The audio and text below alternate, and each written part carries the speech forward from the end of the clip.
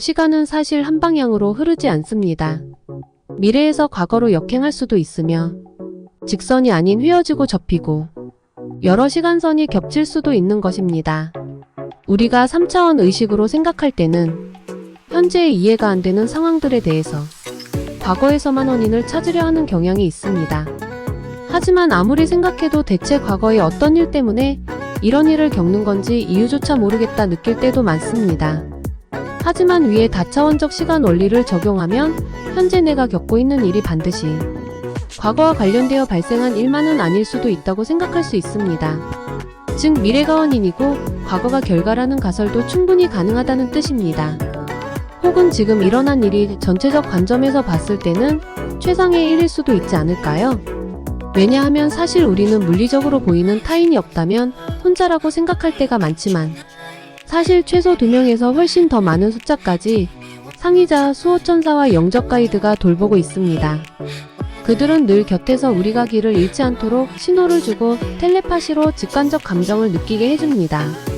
이렇게 전체를 관망하며 나를 지켜주는 영적 보호자들이 있는데 내가 잘못된 길로 빠지도록 알면서도 마냥 내버려 둘 수 있을까요? 우리가 사랑하는 아기나 강아지를 돌보면서 모르면 몰라도 알면서 잘못된 길로 가도록 내버려 두기 어려운 것과 같습니다. 즉 우리에게 이해 안 되는 사건들은 우리가 당장은 이해할 수 없지만 미래를 포함해 전체를 관망하는 그들의 시야에선 나의 최상을 위해 짜여진 사건일 수도 있다는 것입니다. 아이는 사탕을 먹을수록 달콤하고 점점 기분이 좋아진다는 것을 압니다. 하지만 몇 개 못 먹었는데 먹지 못하게 뺏어가버린 부모님이 그저 이해되지 않고 원망스럽죠. 하지만 사탕을 원하는 대로 먹으면 어떻게 될지 미래까지 내다보는 부모님 입장에서는 알면서도 그냥 내버려 둘 수가 없습니다.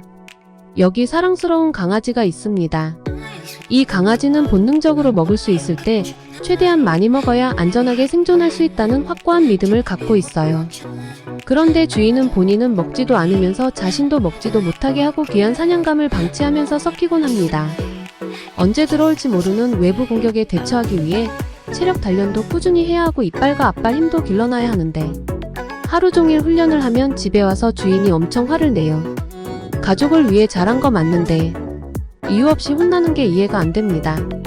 산책을 나가면 신나서 마음껏 달리고 싶은데 달리려고만 하면 주인이 자꾸 막습니다. 땅이 저렇게 넓은데도 마음껏 달리지 못하게 방해하는 주인이 이해되지 않고 슬퍼요. 함께 사는 친구의 몸에서 피냄새가 납니다. 사랑하는 동료가 다치면 핥아주고 보살펴줘야 하는 게 당연하다고 생각해요. 더군다나 스스로 하지 못하는 부분이라 꼭 핥아줘야 빨리 낫는데 주인이 절대 못할게 합니다. 핥아주지 않으면 곪을 텐데 사랑하는 친구 입장에서는 속상하고 이해가 안 됩니다. 이유는 모르면서 그저 참고 겪는 것 뿐이죠. 강아지의 시야에서 보지 못하고 이해하지 못하는 것까지 보는 인간의 관점에서는 강아지가 적당량 이상의 음식을 먹으면 빨리 아프고 수명이 줄어든다는 것을 알아서 마음껏 먹지 못하게 하는 것이고 집은 야생과 달라서 벽지와 물건을 뜯어놓으면 오래 즐겁게 지내기 어렵다는 것을 알아서 행복하게 오래 살기 위해 훈련시키는 것이고 동료 강아지의 몸에는 섭취하면 위험한 약물이 묻어있어 하지 못하게 한 것이며 강아지가 산책을 나가 위험한 차도로 뛰어들려 했기 때문에 잡아준 것이었습니다. 이 모든 것이 전체를 관망하는 인간의 입장에서는 그들을 위한 최상의 일이었죠. 눈앞에 작은 즐거움만을 주기 위해 멀리 보면 위험한 걸 알면서도 내버려둘 수는 없는 일이니까요. 하지만 강아지가 당장 이것을 이해할 수 있을까요? 우리는 그저 그들에게 최선인 일을 행할 뿐입니다. 천사 역시 조용히 우리에게 최상의 일을 행할 뿐입니다. 다 우리를 위한 것이라는 마음으로 그저 괜찮고 안심해도 된다. 끊임없이 위로하며 따뜻하게 안아주고 최선의 것만을 주고 싶어 합니다. 이해되지 않는 일이 일어날 때는 생각을 멈추고 모든 일이 아직은 이해할 수 없는 나의 최상을 위해 일어나는 것이라 생각해주세요. 미래에는 반드시 지금을 돌아보며 퍼즐 조각들을 마침내 이해하고 미소 짓게 될 것이니까요. 시청해주셔서 감사합니다.